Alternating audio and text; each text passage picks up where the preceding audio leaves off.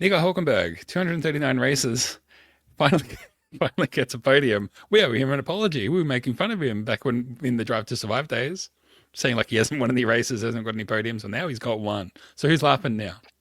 Who's sucking whose What's balls now, Zach? who's sucking whose balls now? We're all sucking his balls, and he seems That's it. pretty happy about it. Yeah. What's that? What was the scene in Drive to Survive? They're at the Microsoft store The or something. Microsoft He's thing, there and the with kids are somebody asking if else, and he's they're won going, "How any many races have you races. won?" Wait, how much races did you win? None yet, unfortunately. Oh, wait, really? Oh, wait, you didn't win any? No. He's like, I've How won lots many? and lots and lots of races. Actually, I've won lots of races. And they're like, how many in Yeah. Formula One? He's like, Well, look at that. Is that the new yeah, man. surface? Tell me more about this Whoa. surface. You telling me it's got 5-point multi-touch? That's incredible. Be throwing my iPhone straight in the bin. Couple of close calls, but he's finally cracked it. And you know what? He wasn't as excited as I expected him to be, because I think He it's looked a bit like embarrassing. I mean, this is an obvious point to make, but he looked like he didn't know what to do when you're on a podium.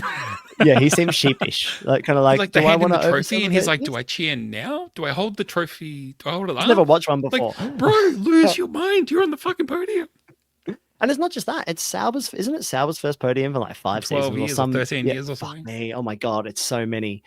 It's been quite a lot. Yeah, maybe he's just a bit old now. Maybe he's kind of past it. Maybe he thinks it's a bit awkward. Yeah, I think it's now Adrian expected way Sutil. more. Most races without a podium. I think it's Adrian Sutil holds the mantle now. Adrian Sutil. There's a man I think haven't that's thought right. about much. Yeah. Which country is he from again? I'll Google it. No, I was about to Google it. I wanted to see if we could guess. Adrian Sutil. He's the one who really likes classical music, right? Oh, that's right. He does. Yeah, I read that in a Gianna, race program. There's nothing wrong with classical music, by the way. But it is a bit weird if you like it. And you're a weirdo if you do that. You're a weirdo if you like it. You're only allowed to like Talking Heads in Rod's book. That's the only That's band. it. All music starts This and must be ends. Talking Heads on Spotify and Apple Podcasts. YouTube as well. Anyway, Herman Sutil. Interesting. Okay. So Hulkenberg, he did it. yeah. Thank God. In the green.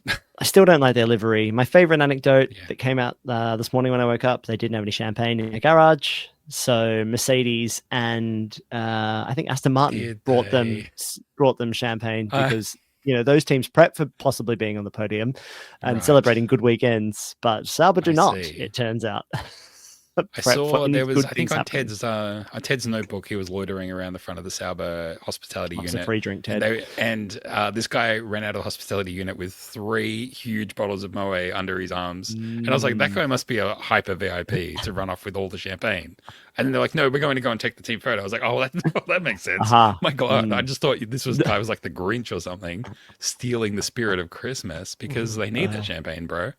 They need it. Bortoletto, I think, was walking around with a little cheeky glass of white. And it's like, that's a vibe right after an F1. Like, the track is still warm from the cars going around on it, and you're walking around just rocking a glass of cheeky Chardonnay or something. Like, I could get around. I love that he got on the radio and said congratulations to Nico, which was really nice as well. Nico, it's Gabi. Man, you don't know how happy I'm for you. You are a fucking legend. Honestly, absolutely insane what you did today. Thank you, buddy. Thank you very much. Appreciate that from you. I wait you in the podium. It was a good message. Well, he is. He's been in Formula 1 for a really long time. So Piastri saying that was the highlight of the day. Like, it should be everybody's highlight of the year. He was the driver of the day by 41%. Like, I haven't seen anything that one-sided for a long, long time. I haven't seen anything that one-sided since like Max Verstappen coming in P9 and all the Dutch fans and bots were just like voting him for president for no reason. I know. We all liked it. Everyone him. liked that. Have we ever really had anything about Hulkenberg that we don't like? I can never remember it's B-U-R-G or B-E-I-G. That always frustrates me. It's really just that it's hard to just think of any characteristics that he has. Like good hair. But it's also like, who are you? Like what? Podium stander, Nico Hulkenberg. Podium getter. Before this, it was hard to think of anything that defined him as a person or a racer. He was kind of just like the guy who was just there. Raced at lots of teams. True. He seems like he's been around for a long time, but that was his core characteristic. That's that's what's on his like top trumps like trading card. And then he was F1 sub for a while, and then like he was like spare driver, and then now this. So this is great. Yeah, famously not friends with Kevin Magnussen, who I he was think there. is He was his lucky charm. He was there this weekend. Yeah, why? Is he the backup driver for? I thought Valtteri Bottas was the backup driver for everyone. I thought that was his heat. That's what he did. Weird. Maybe they've got a really good friendship off the track. Maybe they were just ribbing each other Really that day. good. Yeah, maybe. You don't want to know how good. It's so good. Seats. Yeah. Okay. It's gonna get dirty if I keep talking. So let's change the topic. Can I come back to you with best quote of the day, which is Okay. an Oscar Piastri question to Nico Hulkenberg in the couch press conference?